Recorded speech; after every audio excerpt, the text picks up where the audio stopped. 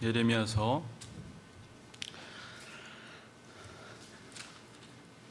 25장 우리 1절에서 11절까지 우리 한 절씩 천천히 교독합니다. 유다의 왕 요시야의 아들 여호와김 넷째 해 곧 바벨론의 왕 느부갓네살 원년에 유다의 모든 백성에 관한 말씀이 예레미야에게 임하니라.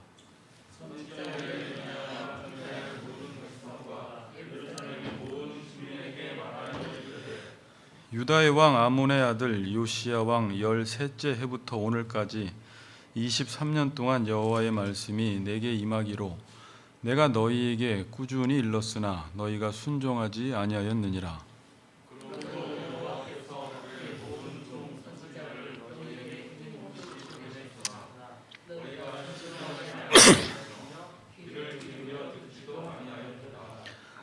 그가 이르시기를 너희는 각자의 악한 길과 악한 행위를 버리고 돌아오라. 그리하면 나 여호와가 너희와 너희 조상들에게 영원부터 영원까지 준 그 땅에 살리라.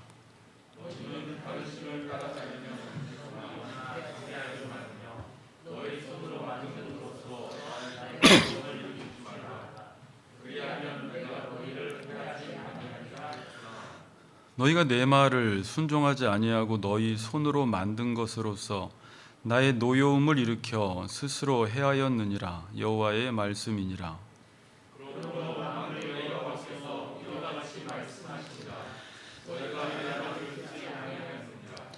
보라, 내가 북쪽 모든 종족과 내 종 바벨론의 왕 느부갓네살을 불러다가 이 땅과 그 주민과 사방 모든 나라를 쳐서 진멸하여 그들 놀램과 비웃음거리가 되게 하며 땅으로 영원한 폐허가 되게 할 것이라. 여호와의 말씀이니라.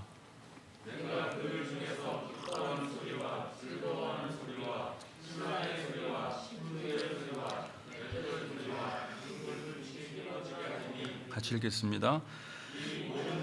폐허가 되게 놀랄 일이 될 것이며 이 민족들은 70년 동안 바벨론의 왕을 섬기리라. 아멘.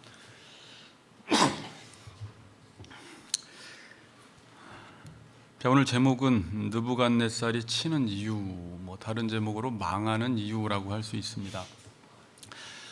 지난 시간에 이어 똑같은 인사합시다. 맞고 하지 말고 듣고 합시다. 이렇게 인사합시다. 네. 인사가 참 무섭네요.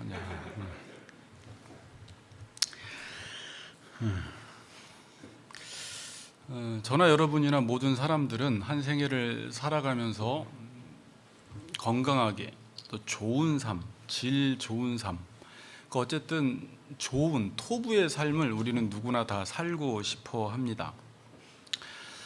그럼 우리가 어떻게 하면 좋은 삶을 살 수 있을까 생각할 때 한 사람이 태어나고 죽는 것은 우리가 어찌 할 수 없는 거예요. 이건 하나님의 소관이기 때문에 내가 태어나고 죽는 것은 내가 어찌할 수 없고 태어나서 죽는 동안 어떻게 지내느냐가 이제 우리의 숙제입니다. 어떻게 잘 지내느냐, 어떻게 좋은 삶을 사느냐에 따라서 그의 한 생애가 완전히 달라지는 것입니다. 어떤 인생이 질 좋은 인생을 사는 것일까라고 했을 때 먼저 우리는 지금 인간을 다루고 있기 때문에 인간의 구성 요소를 알아야 돼요. 그러니까 인간이 질 좋은 삶을 산다는 게 뭘까라고 했을 때 인간은 육과 정신과 영으로 구성되어 있습니다. 그래서 육체를 건강하게 해야 되고 정신을 건강하게 해야 되고 영을 건강하게 하면 좋은 삶, 토부의 삶, 질 좋은 삶을 우리가 살아갈 수가 있습니다. 근데 그 중에서도 여러분 육체와 정신과 영혼 중에서도 가장 우선시해야 되는 게 뭐냐면 영이에요. 영. 물론 육체와 정신도 우리가 건강하게 해야 되지만 왜냐하면 영이라는 것이 정신과 육체를 모두 컨트롤하기 때문입니다. 그래서 요한 3서 1장 2절에 보면 사랑하는 자여 내 영혼이 잘된 같이 내가 범사에 잘된다라고 이야기하고 있어요. 그리고 예수님도 이 땅에 오셔서 이제 우리를 구원하신다라는 말을 썼을 때 이제 가르치고 전파하고 치유하시는데 이제 건강하게 해주신다는 말이에요. 이게 이제 그럼 예수님은 어디에 집중하셨을까요? 물론 인간의 육체를 고치는 데도 집중을 하셨지만 거기보다는 영을 구원하는 일에 예수님은 집중을 하셨어요. 왜냐하면 예수님은 아셨습니다. 인간의 건강은 영이 치료되어야지만이 그의 전인적인 치료가 되어진다는 사실을 아셨기 때문에 수많은 사람들이 병을 고쳐달라고 찾아와도 때로는 나는 이 일을 하러 오지 않았고 하나님이 나를 부르신 그 목적, 구원, 그의 영을 치료하러 구원시키러 오셨다고 하면서 다시 그 자리에서 박차고 일어나 또 새로운 곳으로 떠나가시는 모습을 우리가 볼 수 있습니다. 자, 그럼 건강하게 산다는 게 무엇일까라고 했을 때 제가 이렇게 TV 보다 보면 어떤 연예인들도 건강식품을 엄청나게 챙겨 먹더라고요. 어떤 사람은 막 하루에 농철인가 누군가 하여튼 막 수십 알을 먹어요. 난 저렇게 해서 간이나 위가 제대로 괜찮을까 했는데 운동을 하고 뭐 건강식품을 먹고 여러 가지 좋은 뭐 개고기도 먹고 좋은 거 먹는 거 중요한데 성경에서는 그렇게 한다고 해서 건강해지지 않는다라고 말해요. 그러니까 그게 나쁜 건 아닌데 그게 보조식품이에요. 그냥 도움은 줄 수 있지만 그 자체가 우리를 건강하게 해주지는 않는다라고 말합니다. 자, 한번 들어보세요. 저는 이제 이 말을 좀 성경의 내용을 좀 풀어서 설명하고 지금까지 전했던 말씀을 좀 앞에 정리하고 좀 본문을 들어가려고 하는 거니까, 그럼 건강하게 산다는 게 뭘까라고 했을 때 원래 상태를 지키는 거예요. 그게 창세기 1장에서 3장이에요.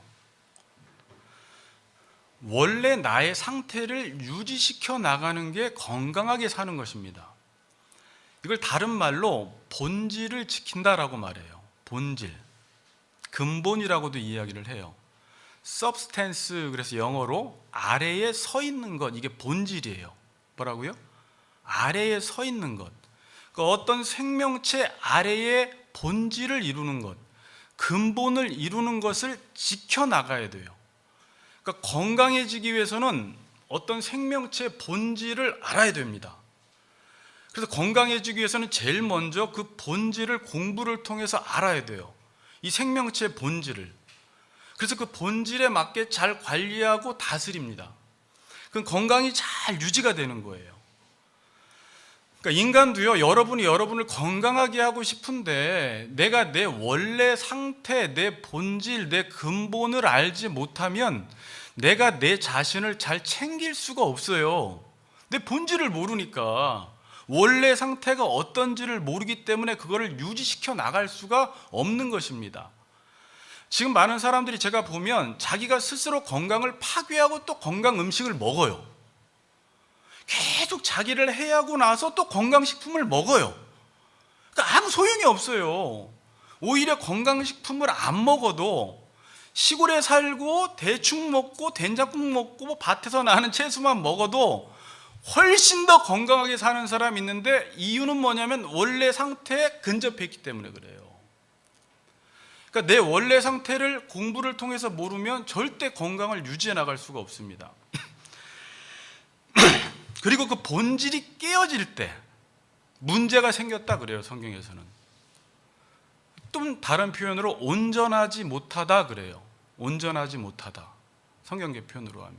그러니까 문제가 생긴 건 뭐라고요? 원래 상태에서 벗어났을 때 문제가 발생했다 그러는 거예요.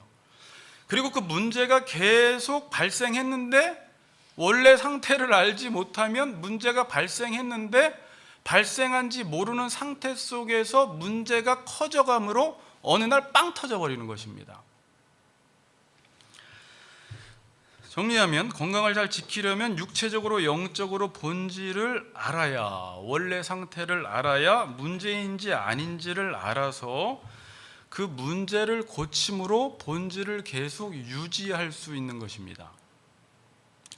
자, 여러분, 육체적으로는 우리 몸이 어떤지 알아요? 몰라요? 육체적으로는 몸 거의 다 알아요. 의학이 발전해가지고 우리의 몸을 다, 신체를 다 파악을 했어요. 오장육부를 다 파악을 했어요. 그러니까 본질을 파악을 하니까 뭐가 문제인지 아닌 줄 알고 그 문제 대처 방안도 있어요. 뭐 정말 암 이런 거는 못 고치지만 웬만한 거는 본질을 파악했기 때문에 그걸 고칩니다. 마찬가지로 영적으로도 원래 상태를 알아야 문제가 뭔지 알게 되고 문제를 고칠 수 있게 됩니다. 원래 상태가 뭔지 모르면 문제가 발생해도 그것이 문제인지를 모르게 돼요. 여러분, 제가 이제 몇 가지 질문해 볼게요. 동성애자들이 문제 사람들이 아니에요. 요즘 사람들이 듣기 싫겠지만, 그러니까 생각해 보세요. 문제인가 아닌가? 혼전 상관계가 문제예요, 문제가 아니에요? 그러니까 혼자 이제 대답을 막 하는 거죠. 어떤 사람이 돈을 인생의 목적으로 살아가요. 문제예요, 문제가 아니에요? 무조건 문제가 아니라 우리는 지금 원래 상태를 알기 때문에 이게 문제구나라는 걸 아는 거예요. 문제가 아니라는 사람은 인간의 원래 상태를 모르기 때문에 이게 뭐가 문제야? 문제 아니야. 그래 버리는 거예요. 그래서 보수적이다라는 말 있잖아요. 이건 물론 그냥 옛날, 그냥 과거의 전통을 무조건 유지하고 지키는 게 보수가 아니라, 정말 보수라는 뜻은 원래 상태를 지켜나가는 거예요. 원래 상태를 지켜나가기 위해서 애쓰는 거예요. 그러니까 그리스도인들이 보수적인 거예요. 그건 꼰대가 아니에요. 원래 상태를 알기 때문에 약간 깐깐해요. 그러니까 이 본질을 알지 못하면 어떤 일이 생기냐면, 또 다시 말씀드리지만, 문제가 발생했는데 문제가 일어난지를 모르니까 그것을 문제시하지 않는 것입니다.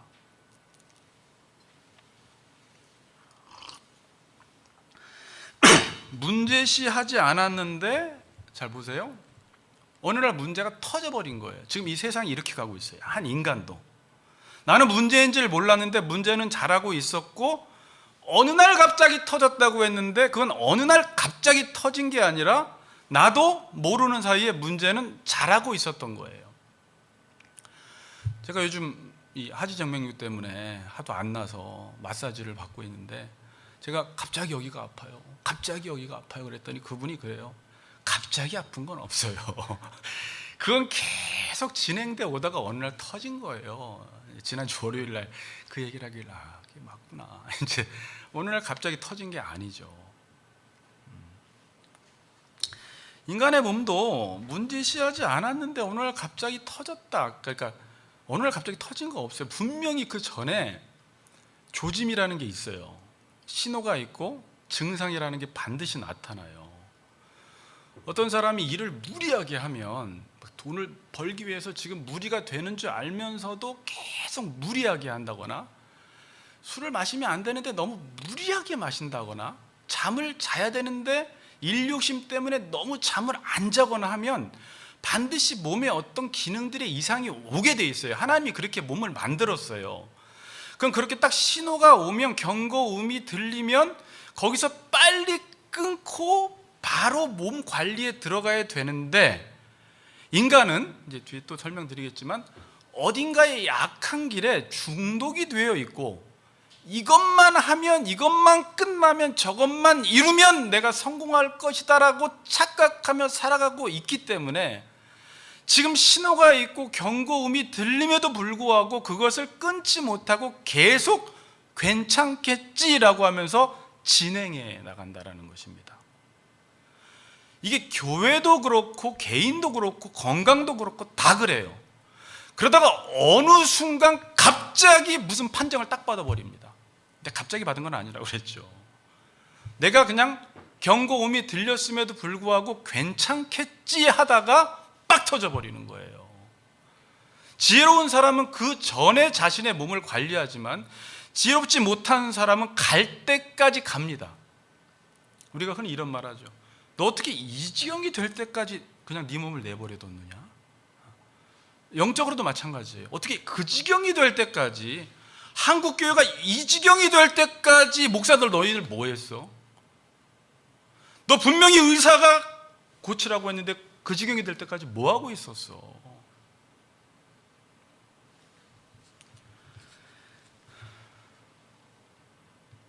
영적으로도요, 원래 상태에서 벗어나면 영적 이상 증세가 반드시 나타나요. 이건 제가 뭐 계속 이야기했고 로마서에서도 이야기한 것인데, 지난번에 그게 뭐라고 했어요? 창세기에 두려움과 수치심, 책임전가. 자, 그러니까 영적으로 이상 증세가 있다 이 말이요, 쉬운 것 같지만 어려워. 사람들은 이걸 몰라요. 그래서 지금 대안이 없는 거예요. 그럼 영적으로 이상 증세가 있다라는 말이 뭐예요? 하나님과의 관계가 안 좋다라는 말인데 지금 이 말을 몰라요, 잘.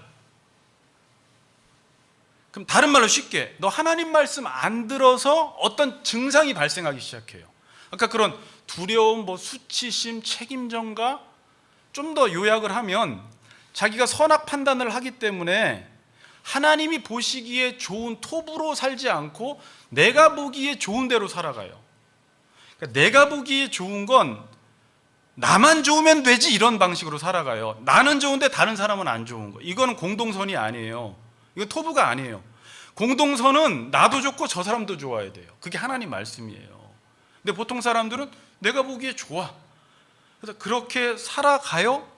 그런데 그렇게 살아가다 보면 내 마음, 내 기준, 내 생각이 있기 때문에, 잘 보세요, 그렇게 되지 않을 때, 누가 그렇게 시키지도 않았는데 자꾸 그 기준대로 되지 않을 때 화가 나요. 거기서 이제 분노라는 게 올라오는 거예요. 쓸데없는 분노예요, 이 분노는.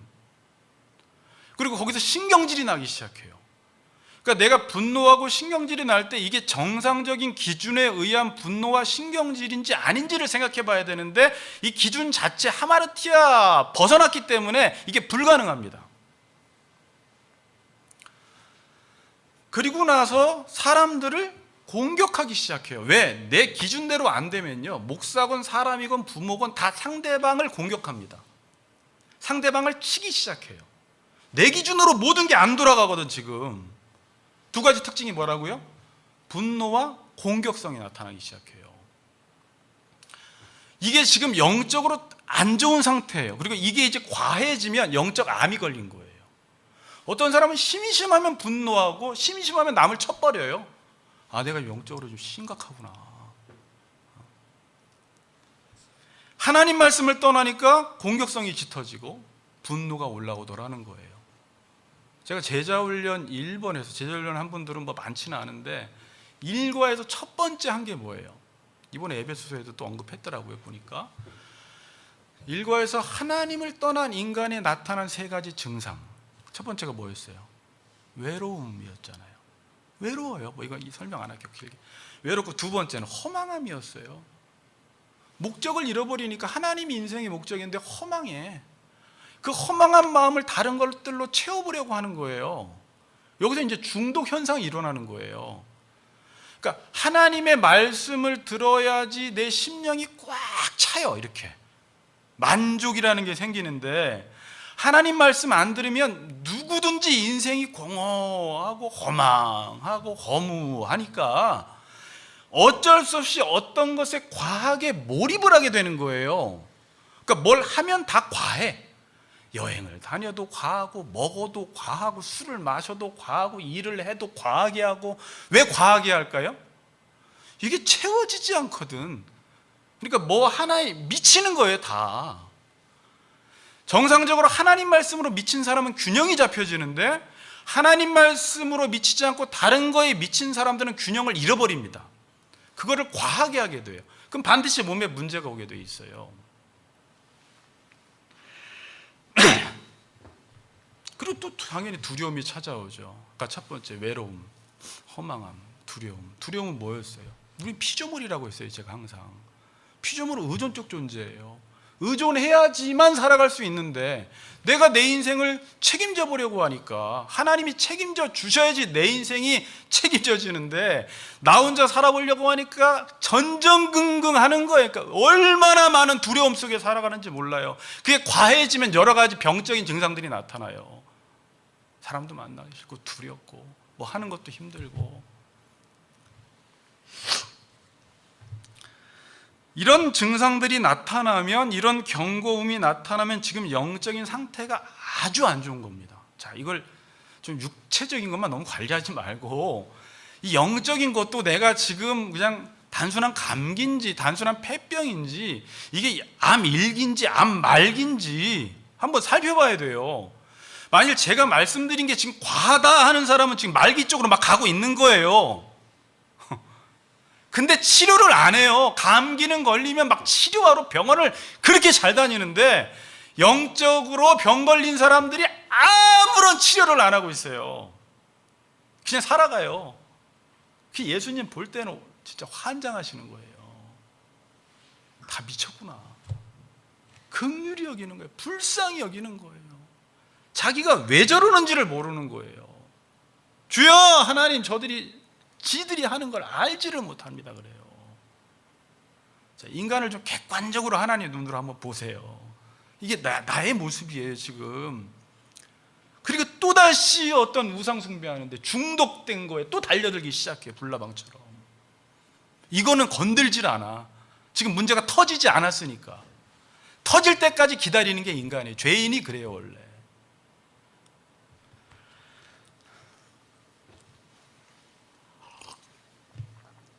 그럼 자, 여기서 잘 들으세요. 그럼 하나님의 말씀이라는 것이 하는 역할이 뭘까요? 자, 이제 정리를 잘 해보세요. 하나님의 말씀의 역할이 뭐예요? 여기서 말씀의 역할이 뭐예요? 원래 자리로 되돌아가게 하는 거예요. 그러니까 원래 인간이 어떤 상태였는지를 알려주는 게 말씀의 역할이에요. 그러니까 이게 지으신 모습 그대로라는 말이에요. 지은 모습 그대로를 알려줘서 그 지은 모습 그대로 살아갈 수 있도록, 하나님의 형상대로 지음받은 인간이 하나님의 형상대로 삼중직을 감당하며 살아갈 수 있도록 해주는 게 말씀의 역할이에요. 말씀은요, 잘 들으세요, 뭘 하라고 하지 않습니다. 성경은 목사님 율법 지키라고 하지 않나요? 아니에요. 성경은 율법을 지키라고 안 해요. 그러니까 율법을 지켜서 더 완전해지고 더 나아지라고 율법을 지키는 게 아니라고요. 율법을 지키는 이유는 내 원래 모습을 유지하기 위해서 율법을 지키는 거예요. 이해되세요?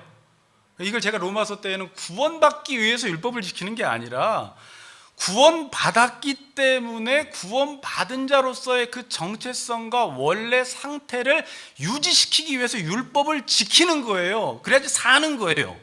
원래 상태가 유지가 되니까. 그런 차원에서 성경 말씀을 지키는 거예요. 근데 세상에서는요, 여러분 속지 마세요. 세상에서는 자꾸 더 나아지라는 거예요. 더 진화되라는 거예요. 더 진보하라는 거예요. 더 완전해지라는 거예요. 완전한 사단의 속임수예요 이게. 인간은 진화, 진보, 더 나아지는 거 없어요. 이미 완벽하게 창조되었어요. 그리고 그 본질을 알아서 그 본질을 유지해 나가야 되기 때문에 본질을 알아야 되니까 지식이 없으므로 백성이 망한다 그러는 거예요. 본질을 아는 지식이 없기 때문에. 하나님을 알아야 인간의 본질을 알거든요. 그러니까 여호와를 아는 지식이 없으면 나를 아는 지식이 없어서 망해버리는 거예요. 그러니까 말씀 역할 정리하세요. 원래 상태가 어떤지를 알려주는 일을 저나 전도사님이나 여러분들이 누구를 가르칠 때 해야 되는 거예요. 인간이 원래 상태가 이래. 그게 창세기 1장 3장이에요. 그래서 창세기 1장 3장을 모르면 뒤에가 다 꼬여버린다고 그랬잖아요 제가. 원래 돌아오는 길이 어딘지를 몰라. 원래 모습이. 그리고 원래 모습에서 벗어났을 때 여러분이나 자식이나 누군가가 벗어났을 때 죄야! 라고 지적해 주는 거예요. 그걸 기분 나빠하면 안 돼요. 근데 물론 이제 사람들은 기분 나빠니까 에레미야를 죽이고 예수님을 죽이고 자꾸 치는 거죠. 원래 상태 이야기하는 사람을 되게 싫어해요. 왜? 자기가 원래 상태에서 벗어났기 때문에. 그리고 원래 상태에서 벗어나면 어떻게 되는지를 또 알려주는 거예요.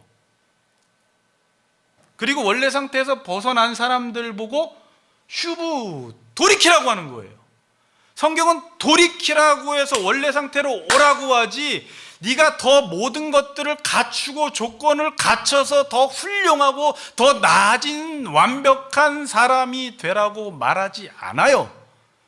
이렇게 만약에 교회에서 가르치면 이건 다 사탄의 속임수예요, 여러분. 근데 지금 이 속임수에 속아 넘어간 사람들이 많아요.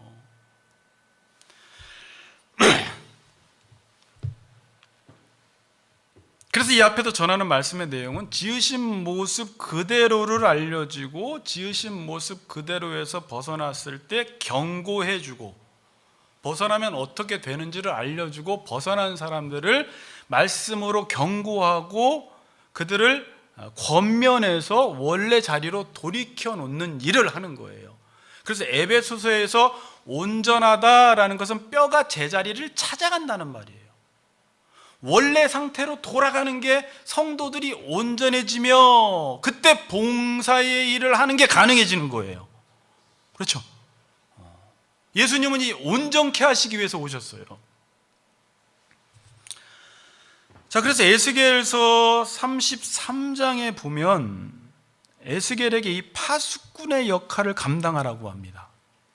에스겔, 내가 너 선지자로 부른 이유는 너 사람들이 지금 죄악된 길로 가고 있을 때 내버려 두면 그거 네 책임이다. 그때 너 반드시 경고해라. 경고했는데 그 사람들이 안 들으면 그 사람들이 책임져야 되지만 핏값은 글로 가지만 네가 만일 그걸 경고를 안 했으면 나 책임 너한테 묻는다 그러는 거예요. 제가 여러분들에게 그 경고를 하지 않으면 이건 핏값은 다 저한테 오는 거예요. 근데 제가 하나님 말씀을 온전하게 전했는데 여러분들이 듣지 않으면 그건 여러분 책임이라는 거예요. 에스겔에 그렇게 이야기해요. 3장 17절을 한번 읽어봅시다. 3장 17절. 에스겔서 3장 17절 시작. 앞에 보세요. 시작.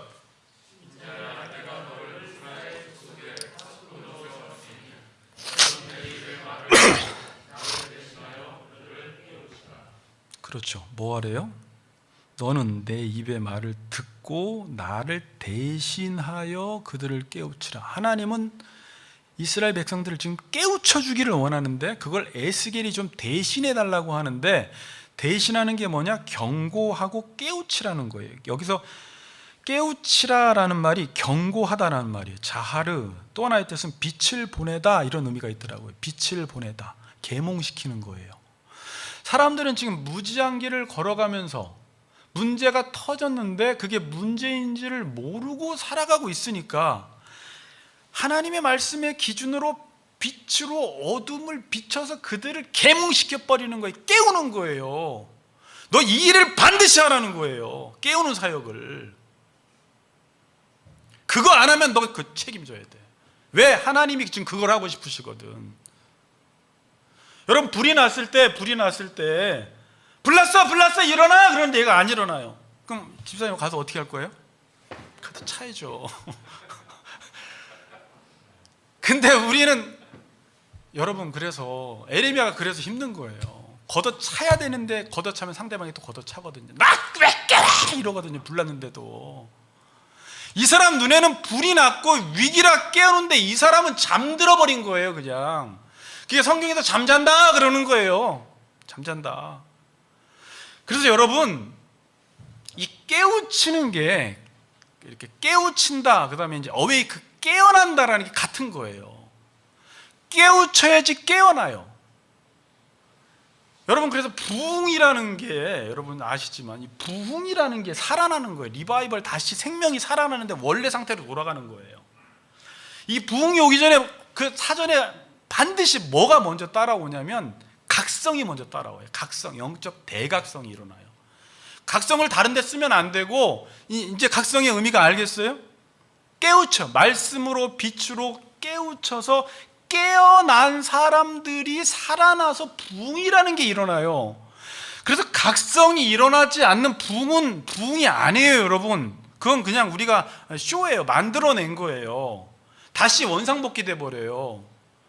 그러니까 각성은 온전한 말씀이 증거될 때, 하나님 말씀이 그대로 증거될 때 백성들이 성령이 거기 역사해서 우리가 깨어나고 각성하기 시작하고 거기서 하나님을 부르짖기 시작하면서 하나님이 원래 우리를 만든 지으신 모습 그대로 돌아감으로 그 땅에 부흥이 일어나는 거예요. 부흥이 이렇게 일어나요. 근데 사람들은 지금 자기가 잠들어 있는지를 모르는 게 문제예요. 근데 깨어난 사람들 눈에만 답답해 보이지. 우리 이 집사님 그러실 때, 목사님 옛날에 저 보실 때 얼마나 답답하셨겠어요. 근데 제가 지금 다른 사람 보니까 너무 답답해요 이러는 거예요. 그 답답하다는 게 왜 그러죠? 집사님이 깨어나셨어요. 제가 보니까 깨어났어요. 그러니까 저렇게 해서 왜 살까? 저렇게 살면 안 되는데. 근데 아무리 얘기해도 이 사람들은 잠자고 있어서 몰라요. 말씀이 들어가지 않는 이상 문제가 지금 막 발생되고 있는데도 그러면서 그냥 자기 하고 싶은 일 해요. 그러니 답답한 건 누구만 답답해? 깨어난 사람만 답답한 거예요. 안타까운 거예요. 그러니까 아침에 기도하시잖아, 집사님이.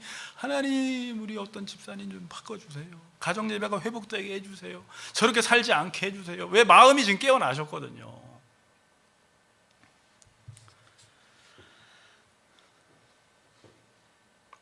만일 말씀을 전하는 자가 말씀으로 정확히 진단을 안 해주면 사람들은 문제가 생겼는데 다들 괜찮겠지 하다가 그냥 죽어버리는 거예요. 지금 이제 저는 개인적인 걸로 적용하지만 한국 교회가 지금 그쪽으로 쫙 가고 있어요.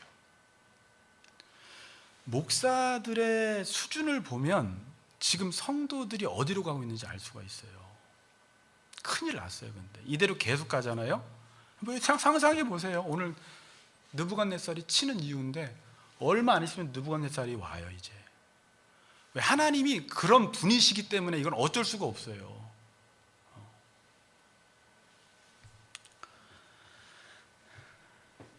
사람들이 원래 상태에서 벗어났을 때 교회에서 말씀을 통해서 이 사람들에게 계속 경고를 해야 합니다. 빛을 비추어야 합니다. 그런데 문제는 사람들이 기분 나빠해요.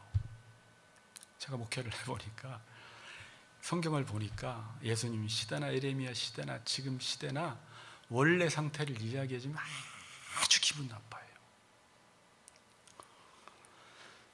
자, 여러분, 문제가 지적당했을 때, 여러분, 자, 우리 지적이란 말 자체를 싫어하는데 지적질하지 말라고 그러는데, 이렇게 지적을 당했을 때 어떤 자세를 가져야 하냐면, 한번 전에 말씀드렸지만 내가 도대체 어떤 상태에 있길래 저 사람이 나를 지적했을까를 생각해 봐야 되는데, 대부분의 사람들이 문제가 있다에 집중해 버려요. 나보고 문제가 있다고? 이제 여기서 기분이 나쁜 거예요. 내가 왜 문제가 있어? 저 사람은 맨날 나한테만 문제가 있다고 그래. 그러니까 이 당시의 왕들도 참된 선지자가 오는 걸 원치 않아. 왜? 맨날 지적질만 하거든. 나한테 좀 평화를 전해주는 사람들이 좀 선지자들을 자꾸 찾아요, 왕들도. 근데 여러분들도요, 가끔 하나님 입장에서 자식한테 말하는 적이 있어요. 자식이 말 안 들을 때, 야, 너는 엄마가 하는 말을 자꾸 기분 나쁘다고 생각하지 말고 네 하는 꼬라지를 좀 한번 봐. 이 말이잖아요. 근데 우리는 우리 꼬라지를 잘 안 보고 그냥 그 말 자체에 기분이 상해서 이게 실족한 거예요. 저 사람이 나한테 이런 말을 했어? 저 사람이 나한테 이 말을 했네. 기분 나빠. 내가 누군지도 몰라. 그리고 거기서 그냥 넘어지는 거예요, 그냥. 근데 하나님이 은혜 주시는 자는요, 거기서 그 말에 넘어지지 않고, 예전에도 부흥회 하다가 장로들 총살당한다는 그 말에 장로들이 부흥회를 다 안 넣어버렸거든요. 아버지가 그런 말씀 하시는데 몇 명은 나오신대요. 그 말을 자기의 말씀으로 받고 내가 돌이킬 생각을 해야 되는데 나를 총살시켜? 이 말 한마디에 부흥회를 안 나와버려요. 계속 뒤에 쫙. 그때부터 말씀을 안 듣는 거예요. 저 목사 기분 나빠. 저기 사도행전에서도 그래요. 베드로가 설교하면 이 죄를 지적하니까 막 이를 가려. 이를 어리석은 거예요. 여러분, 지금 우리 주변에는 영적으로 지금 보니까 한 2기, 3기, 말기 영적 환자들이 그냥 밖에 막 돌아다녀요. 지금 그냥 대화해보면 알아요. 암 환자구나 이렇게 그냥 막 다 퍼졌어요. 대화를 해보면 일관성도 없고 무슨 말 하는지도 모르고, 교회 다니는 사람들조차도 자기가 뭘 믿는지도 모르고, 교회를 왜 다니는지도 모르고, 왜 이 교회를 섬기는지도 모르고, 아무런 분별력이 없어요. 그냥 대화를 해보면 정리가 하나도 안 돼 있어요. 여러분, 제가 이제 뭐 지금도 은혜를 주시지만 신대원 때 제일 많이 은혜를 받았어요. 잠도 몇 시간 자지도 않고, 남들보다 새벽 기도에 가기 전에 일어나서 먼저 새벽 기도를 하고 또 새벽 기도를 갔어요. 그러니까 잠이 안 왔어요. 하나님이 은혜 주니까 그렇더라고요, 그때는. 근데 그때 기도를 하는데요, 그때 이제 20대 후반밖에 안 됐는데, 기도를 하다가 모든 사람들이 이렇게 시체로 이렇게 다니는 게 하나님이 보여주는 거예요. 그러니까 은혜를 받고 보니까 다 시체인 거예요. 그냥 좀비처럼 보이는 거예요. 다 교인들이 다 좀비로 보이는 거예요. 막 와서 앉아 있는데, 청소년들이 여기 와서 앉아 있는데 좀비들이 막 다 와서 앉아 있어요, 내 눈에. 그냥 예배를 드릴 수가 없는 거예요. 거기서 이 좀비들을 다 때리는 거예요. 1시간 동안. 정신 차려 이 새끼야 이러면서. 일로 가요, 마이크 들고. 일로 가봐. 그러니까 1시간 동안 막 찬양을 해요, 유준 목사 있을 때. 그러니까 얘네를 다 깨워놓고 설교를 1시간 하고 2시간 기도회하고 예배를 4시간 동안 하고 저녁 예배 전까지 집회하다가 끝나버려요. 그러니까 이건 제가 한 게 아니죠. 제가 영혼에 대한 상태를 보니까 이건 그냥 예배 드릴 수 있는 게 아니었어요. 이 사람들이 지금 뭣도 모르는 상태 속에서 예배 드리겠다고 왔는데, 여기서 몇 마디 한다고 지금 예배가 되는 문제가 아니거든요, 그 당시에.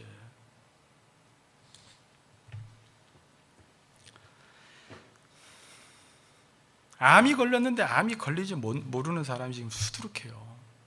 이주경이 되도록 다 방치되어 있던 거예요. 왜 이렇게 됐을까요, 여러분? 먼저는 사람들이 잘못 산 거예요. 앞뒤를 분별 못하니까 죄악된 길로 간 거예요. 자기가 잘못 살았어요. 두 번째는 교회를 하나님 왜 주셨어요?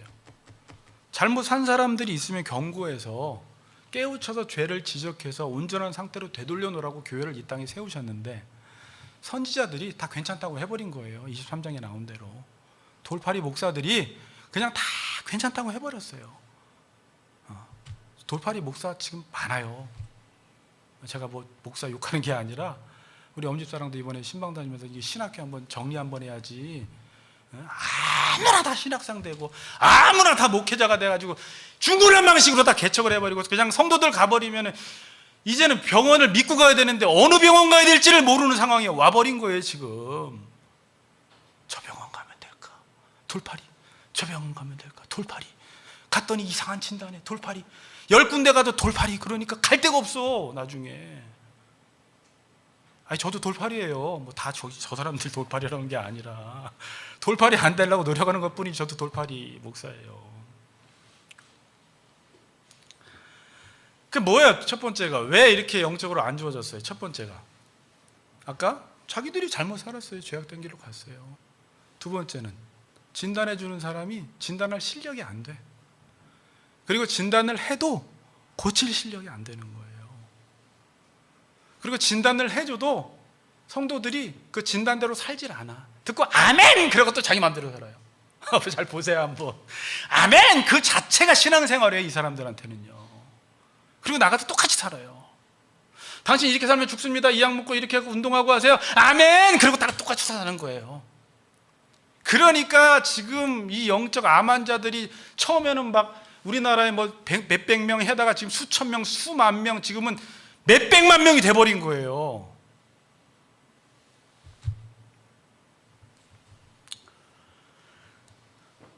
교회 성도들이 중환자가 오면, 여러분 지금 죄송한 얘기인데 중환자들이 와요. 제가 봐도 오면 그 중환자에게 맞는 말을 해줘야 되는데, 중환자에게 맞는 말을 안 해주고 쓸데없는 소리들을 하는 거예요. 그러니까 교회에 와도 낫지를 못하는 거예요. 근데 중환자들도요, 쓸데없는 소리를 해도 그 말을 너무 좋아해요. 뭐 문학 이야기, 철학 이야기, 웃긴 이야기. 골로새서에 보니까 뭐 철학, 뭐 헛된 속임수, 뭐 세상의 초등학문. 사도 바울은요, 뒤에 서신서 보면요, 디모데에 권면할 때 이 바른 교훈을 전하기 위해서 거짓된 교훈을 과감하게 차단시켜 버려요. 너희들 바른 교훈 전하기 전에 이 거짓된 교훈 다 끊어버리라는 거예요. 이거 끊어버리지 않으면 바른 교훈을 들을 수 있는 힘이 없어요, 여러분. 근데 그 작업을 안 했어요, 지금.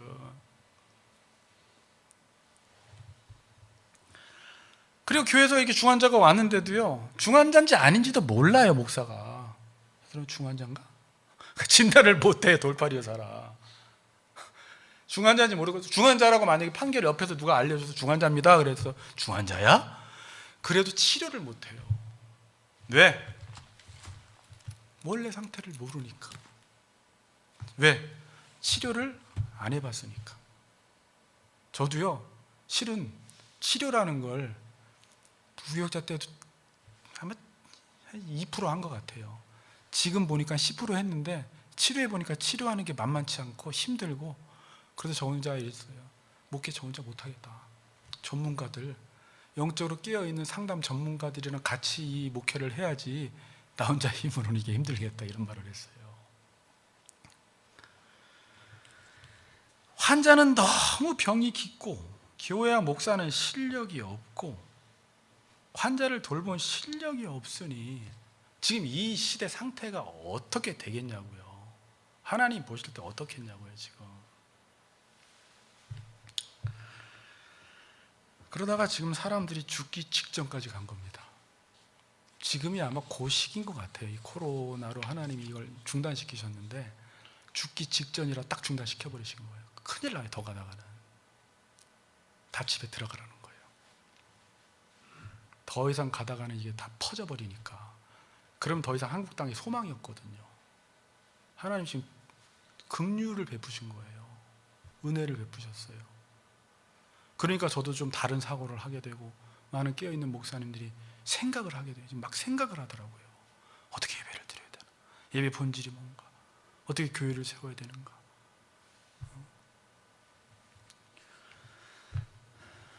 자, 오늘 본문은, 이제 본문 하니까 앞으로 1시간 하는 게 아니라 이제 제가 뒤집어서 한 거예요. 자, 본문은 1절에 보니까 유다 백성에 관한 말씀이다 그래요. 그러니까 하나님이 지금 유다 백성, 모든 유다 백성들에게 하나님이 말씀하시고 싶은 말을 에레미야에게 주심으로 에레미야 보고 지금 전하라고 이야기를 합니다. 한번 3절 읽어보겠습니다. 3절 시작.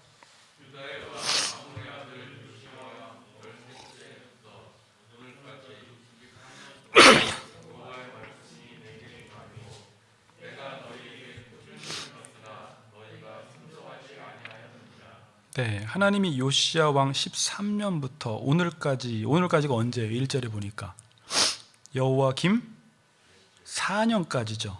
이 시기가 에레미야의 활동 시기였어요. 그러니까 요시야 13년째 에레미야가 부름받아서 지금 여호와김 4년까지가 계산하니까 23년 동안 내가 너희들에게 지금 말씀을 꾸준히 전했다는 거예요. 그런데 결과가 어땠다는 거예요? 너희가 순종하지 않았다 그러는 거예요.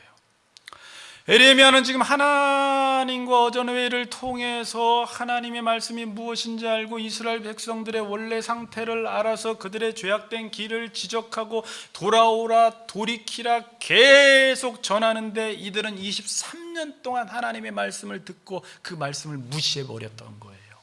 무시한 정도가 아니라 에레미야의 혀를 치자, 그를 죽이자 그런 거예요. 저놈의 말 듣기 싫어. 순종하지 않았던 거예요. 자, 저는 여기서 먼저 하나님의 좀 일하심을 묵상해 봤어요. 하나님의 일하심. 그러니까 참 하나님은 어떤 분이실까? 이제 우리가 큐티할 때 하나님은 어떤 분이실까? 우리가 잘못했을 때 그냥 놔두질 않아요, 하나님은.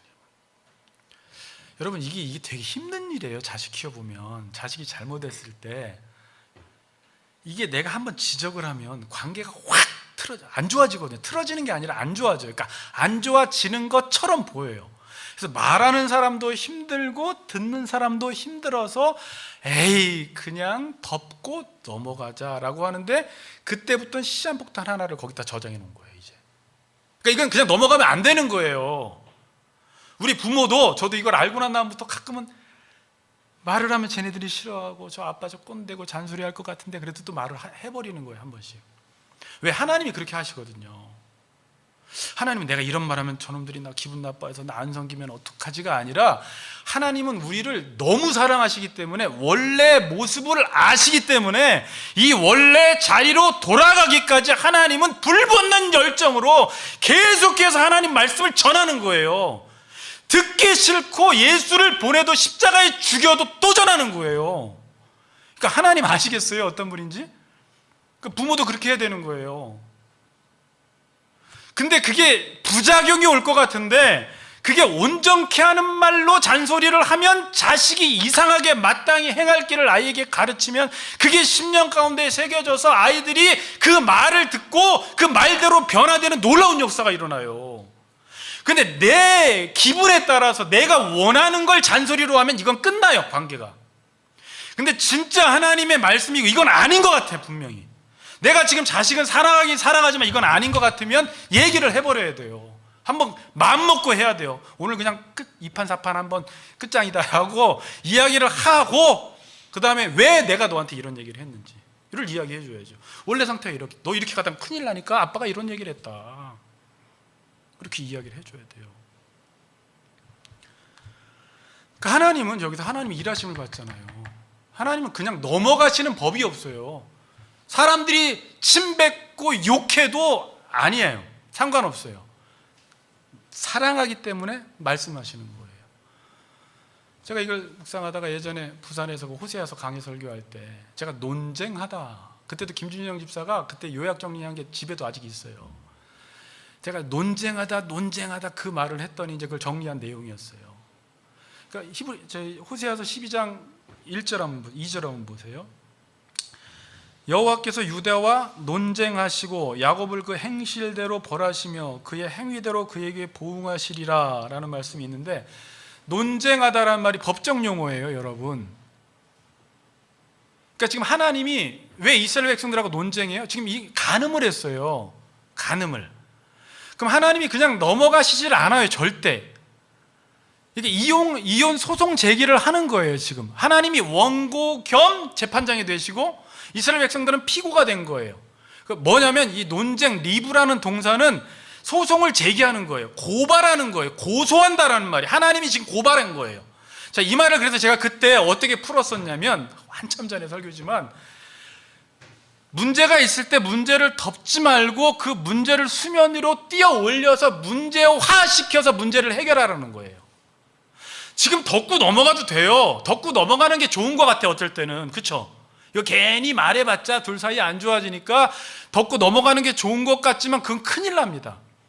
반드시 이게 지금 하나님 말씀에서 벗어났을 때는 하나님은 그것을 논쟁을 해서 소송을 제기해서 고소해서 고발해서 그걸 문제화시켜버려서 이걸 해결하는 방식으로 이스라엘 백성들과 문제를 해결한다라는 거예요. 이게 리브라는 중요한 동사예요. 계속 선지서에 나와요. 논쟁하고 논쟁하다, 이렇게.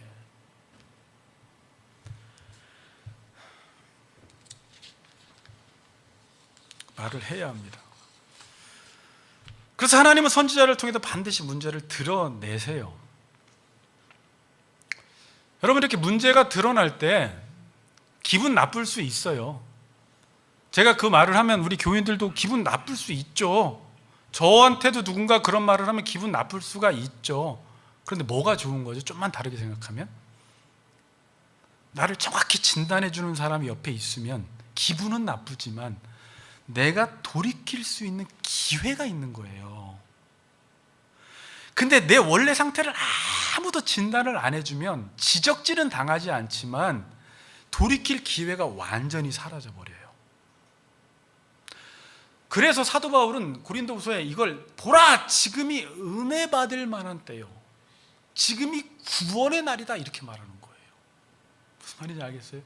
너희 귀에 하나님의 말씀이 들릴 때가 은혜 받을 만한 때고 구원의 날이고 돌이킬 수 있는 기회라는 거예요. 내 옆에 에레미야라는 사람이 귀찮아. 그래도 이 사람들은 죽인대. 근데 여러분, 에레미야 같은 사람을 일부러 만나야 돼요, 여러분. 왜? 내 원래 상태를 정확하게 진단해 주거든. 쓴소리를 하거든. 지적을 해주거든. 그것도 잘못된 지적이 아니라 나를 위한 지적을 해주는 사람이 있으면 돌을 주고라도 만나야 되는 거예요, 여러분. 그렇지 않아요? 그래서 그 소리를 들어야 돼요. 근데 문제는 뭔지 아세요? 지금 이제 이스라엘 백성들의 문제는 에레미야 하나님이 붙여줬어. 수강비도 안 됐는데 하나님이 에레미야를 계속 붙여줘요. 그럼 이 사람들은 이걸 고마워해야 되는데 안 들어요.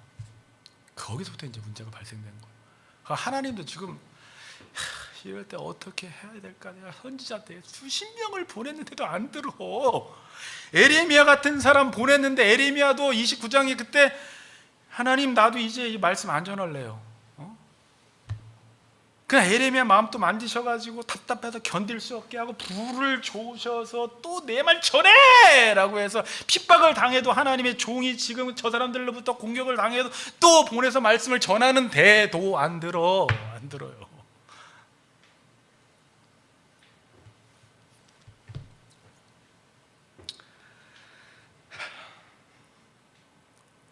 나만 장군처럼 말씀을 들어도 내 생각대로 계속하는 거예요. 하나님이 에레미야를 통해서 23년 동안 꾸준히 일렀으나 순종하지 않습니다. 3절 내가 너에게 꾸준히 일렀으나, 꾸준히 동그라미, 너희가 순종하지 아니하였느니라. 이 꾸준히란 말 반복적으로 이건 풀이할 것도 없어요. 반복적으로 전했는데 듣지를 않아요. 선지자들을 보내서 하나님이 말씀을 전하는데도 23년 동안. 여기서 순종하지 않았다라는 말을 찾아보니까 너희가 결코 듣지 않았다라는 말이에요. 이건 뭔지 아세요? 무시한 거예요. 하나님을 경멸히 여긴 거예요. 여러분이 부모가 자식한테 10년 동안 똑같은 말을 했는데 안 들어. 부모 무시한 거예요. 경멸히 여긴 거예요. 하나님 포기할 만도 합니다. 이럴 때 질려서 내 자식이지만 나 이제 말 안 할래. 하나님 그렇게 안 하세요. 질린 게 없어요. 하나님이 더 질기세요. 그래서 또 말씀을 또 전하세요. 4절 봅니다. 4절 읽습니다. 시작.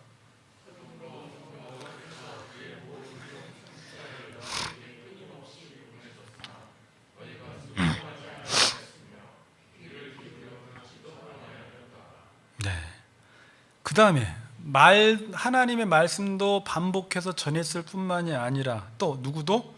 선지자도 끊임없이 보냈다는 거예요. 열왕기하 24장 2절에 보면 여호와께서 그 종 선지자들로 하신 말씀과 같이 해서 하나님이 끊임없이 참된 선지자들을 하나님이 보내주십니다. 그래서 말 안 들으면 타이르고 설득하고 다독거리고 간식 먹이고 달래고 참고 기다리시고 때가 돼서 화가 풀리면 또 말씀 전하시고 그렇게 해서 계속 왜? 심판당하지 않게 하기 위해서. 하나님의 본성상 죄를 지으면 그 죄에 대해서 반드시 심판하셔야 되니까 그 심판을 당하게 하지 않기 위해서, 하나님의 진노가 임하지 않기 위해서 끊임없이 말씀을 전하는데, 반복해서 전하고 선지자들을 보내도 안 들었다는 거예요. 지금 귀를 기울여 듣지도 않았다 그래요. 그러니까 이건 뭐냐면요, 너는 내가 말하면 순종은 고사하고 듣지도 않는다는 거예요. 듣지도, 귀를 막아버렸다는 거예요. 아이고 귀 아파라. 막아버렸다는 거예요. 여러분,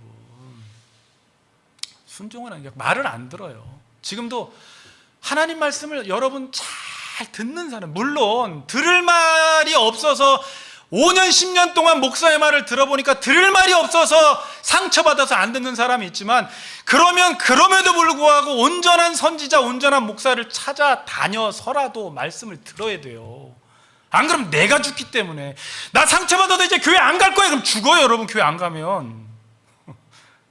그런 말은 하면 안 돼요. 5절 보세요. 5절.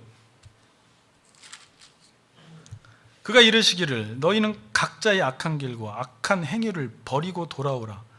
그러면 나 여호와가 너희와 너희 조상들에게 영원부터 영원까지 준 그 땅에서 살리라 그래요. 뭐라고 말해요? 돌아오면 뭐 한다고요? 저는 그렇게 형광색으로 돌아오라, 살리라 이렇게 했어요. 아, 사는 방법이 뭐라고요? 돌아오는 거라고요. 자, 이게 되게 묵상하면 묵상할수록 뭐가 막 떠올라요. 사는 방법은 뭐 조건을 갖추고 돈을 더 모으고 뭘 하고 하는 게 사는 게 아니라, 돌아가는 거는 뭘 하라는 게 아니라 내 의지, 내 지식을 돌이키는 거예요. 내 내면을 돌이키면 산대요. 과거에 가던 길에서 돌이켜서 하나님이 원하시는 길로 그냥 돌이켜서 의지적 결단을 통해서 살아가면 산다는 거예요. 뭐야, 사는 길이. 하나님이 나한테 뭐 어려운 걸 시키는 게 아니라 네 생각을 바꾸고 네 의지를 바꾸고 네 행위를 바꿔서 돌이키기만 하면 네 가정 산다는 거예요.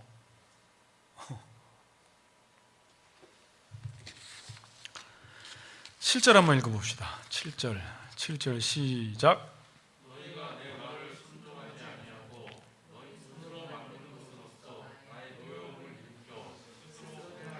스스로 해야 했느니라. 동그라미예요. 너희가 내 말을 순종하지 아니하고 너희 손으로 만든 것으로서 나의 노여움을 일으켜, 우상 숭배함으로 하나님의 노여움을 일으키고, 노여움이 이제 극에 달하면 진노가 임하는 겁니다. 근데 노여움을 일으켜 그러니까 스스로 했다 그래요. 지금 표현이. 자, 이게 이 말이 무슨 말이에요? 어떤 사람이 죽을 병에 걸렸습니다. 지금 성도들이 영적 암 환자예요. 그래서 원래 상태가 무엇인지를 알려줘서 진단을 해줬어요. 처방을 내려줬어요.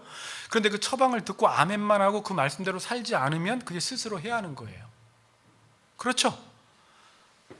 그러니까 어떤 사람은 그래요. 왜 내 인생이 왜 이런지 모르겠대. 내 인생이 왜 이렇게 불행한지를 모르겠대. 왜 그런 거죠? 자기가 생각한 그 계획과 생각대로 살아서 자기 생각 때문에, 자기 생각에 의해서 자기를 자해하는 거예요. 이해가 되시죠? 지금 어떤 사람이 되게 인생이 불행해 보니까, 그리고 막 하나님 원망해. 그리고 자기는 이렇게 살겠대, 저 길로 가겠대. 딱 봤더니 그 길로 가면 죽는 길이거든요. 그러니까 그 죽는 그 생각 자체가 자기를 죽이는 거예요. 그러면 살려면 생각을 바꿔야 되잖아요. 근데 생각 바꿀 생각은 안 해요. 계속 하나님이 어땠어, 저 원망하는 거예요. 계속 원망을 해요. 자기 생각을 바꿀 생각은 안 하고. 그리고 스스로 해야 하는 거예요. 건강 지킬 수 있는 방법을 다 알려줬어. 근데 그렇게 안 살아. 자기 스스로 해야 하는 거예요. 자해하는 거예요, 여러분. 자해가 이게 사단이 하는 일입니다, 여러분. 자기 몸을 막 자해하는 거예요. 영적으로 자해하는 거예요. 지금 그 사람의 상태는 환경 탓 아닙니다. 다른 사람들이 그렇게 한 거 아니에요? 네 생각의 결과라고 해요. 네가 멸망당하는 것은 네 생각의 결과다 그래요. 그 자신의 생각의 결과, 자신이 하나님 말씀대로 살아가지 않은 결과가 뭡니까? 9절에서 11절 보고 마칩시다. 9절에서 11절 읽습니다. 시작.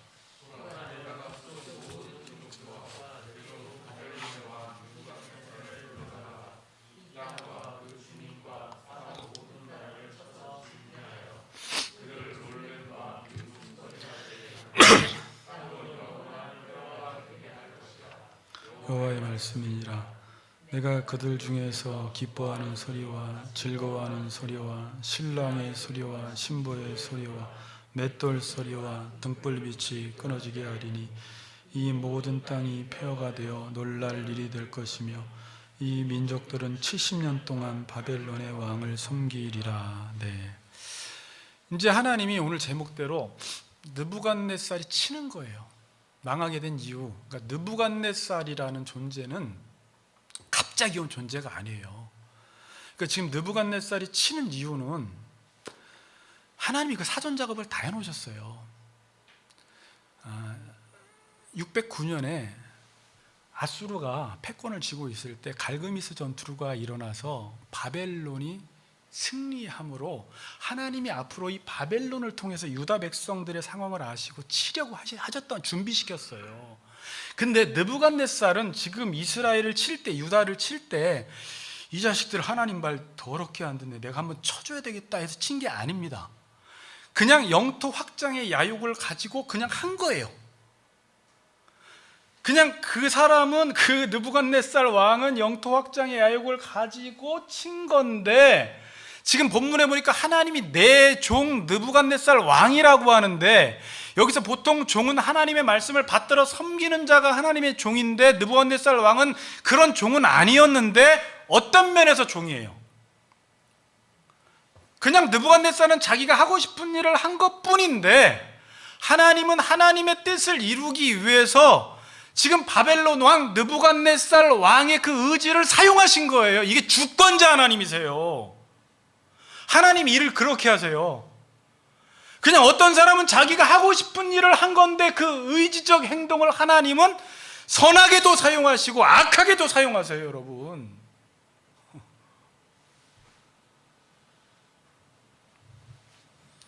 지금 이들이 망한 이유가 뭐예요?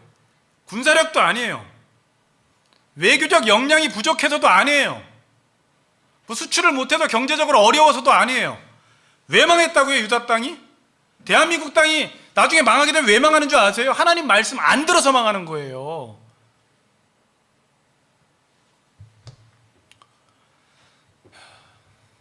조금 더 다른 적용일 수 있겠지만, 여러분이 하나님의 말씀에 순종하기만 하면요, 다윗 통해서 봤지만 주변 모든 사람들을 통해서 하나님이 축복해 주고요, 하나님 말씀 안 들으면 주변에 있는 자식까지, 남편과 아내까지 공격자로 만들어서 나를 치게 만들어요. 정신 차리라고. 여러분들이 그래서 누군가가 나를 공격할 때 미워만 하지 말고, 물론 미운데 나를 한번 돌아봐야 돼요. 왜 이럴까? 지금 다 그런 건 아니라고 했어요.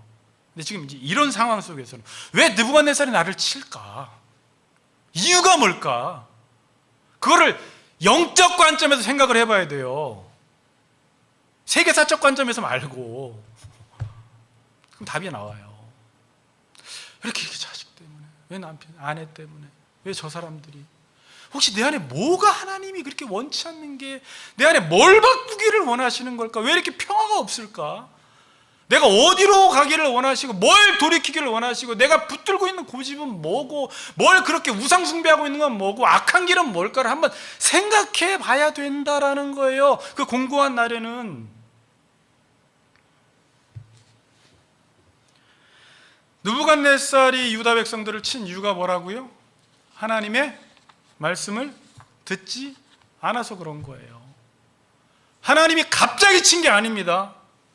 23년 동안 선지자들 보내고 끊임없이 하나님이 말씀을 주셨고 경고를 했음에도 불구하고 안 들었어요. 다른 말로 돌이킬 기회를 줬는데 돌이키지 않았어요.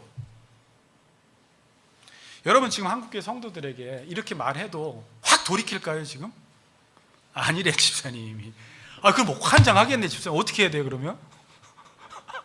안 돌이킨대잖아요. 아니, 성경을 지금 이렇게, 저도 마찬가지 이렇게 들었는데도 오늘 설교 듣고도 안 돌이킬 사람이 수두룩하거든요. 그럼 어떻게 될까요? 갈 때까지 가야 되나요? 또 그럽니다. 괜찮겠지, 그래요, 사람들이. 제가 근데 괜찮겠지라는 하는 이유가 뭘까를 또 생각해 봤어요. 여러분, 원래 내가 아파요.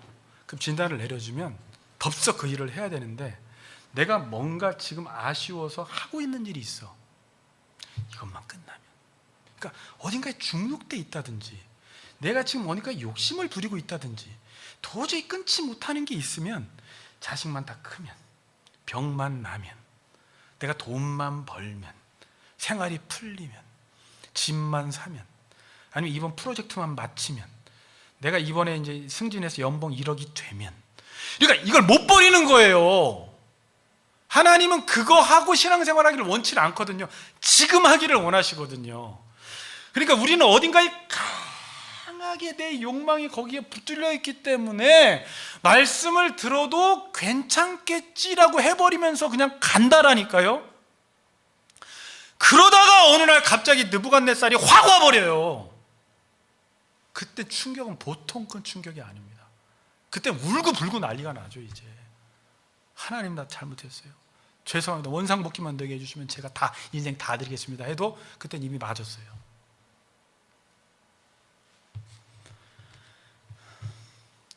지금 이 땅은 황폐해졌습니다. 교회를 봐도 사회를 봐도 도덕적 윤리적으로 심각해요. 아주. 그렇죠? 그냥 여러분들이 봐도 누가 알려주지 않아도 뭐 성적 타락, 교회 세습 문제, 여러 가지 도덕적 문제, 이 사회적으로 지금 뭐 인권 무시, 인간 경시풍조, 뭐 도덕 살인, 뭐 그냥 다 나오는 게 뭐 그냥 다 그런 거잖아요. 그냥 이 시대가 지금 죽었구나, 이제 큰일 났구나.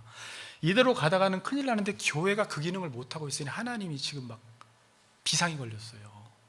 한국교회 목사들과 신학교가 그렇게 많은데 다 멍청이처럼 있는 거예요. 말씀 공부해도 자기 출세를 위해서 하고, 좋은 교회 들어가려고 하고, 하나님 말씀 선포하고 경고한다라는 이런 인식 자체가 없어요.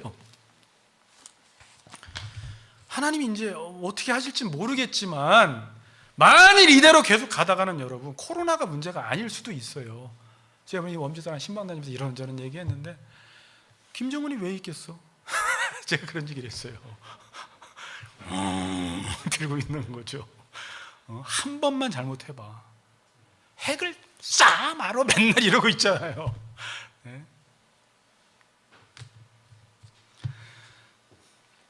말씀이 들려질 때 돌이켜야 합니다.